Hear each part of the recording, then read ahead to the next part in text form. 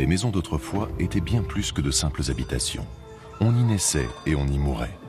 Cette proximité des vivants avec les morts a permis aux fantômes du passé de revenir hanter les lieux. Si vous les voyez, ça veut dire qu'ils sont morts. Un mystère vieux comme le monde qui a vu se quereller mystiques, parapsychologues, sceptiques.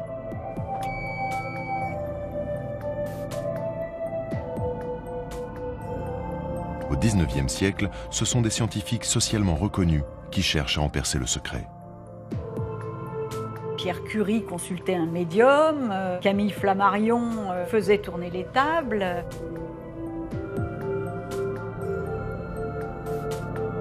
Il a compris que l'humain possède une énergie dont on ne comprend toujours pas la nature. De nos jours, le mystère demeure et les recherches sur les maisons hantées se poursuivent.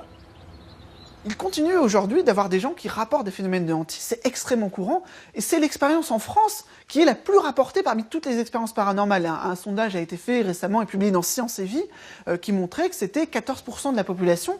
Un phénomène aussi présent devrait intéresser tous les psychologues, tous les sociologues. On se rend compte que finalement, c'est pas du tout le cas.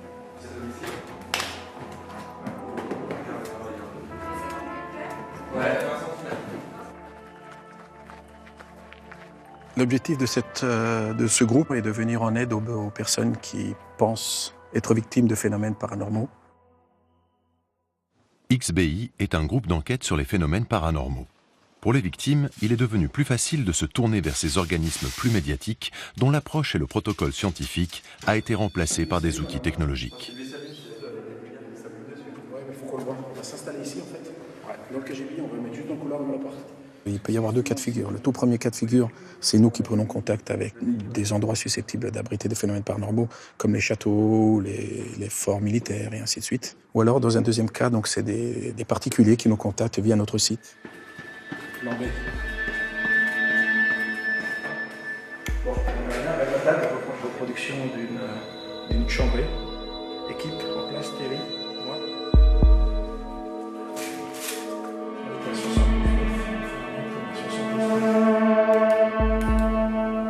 On peut revoir ici la forme d'un visage, les deux yeux, le nez et la bouche. Donc voilà, je vous le laisse le découvrir. Mais effectivement, voilà, ce ne sont que des taches sur le mur et rien de plus.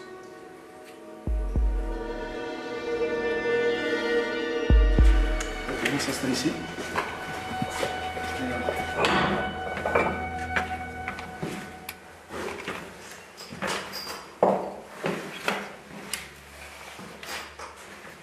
Donc la géobiologie est l'étude de l'influence de l'environnement sur le vivant.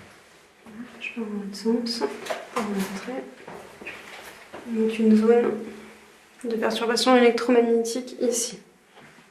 On va dire qu'on est à peu près ici au niveau de la mémoire, donc ça veut dire que ça reste quand même un lieu qui a quand même été chargé en souffrance, en tout cas en événement négatif. En événement dur, voilà. Ouais, ok.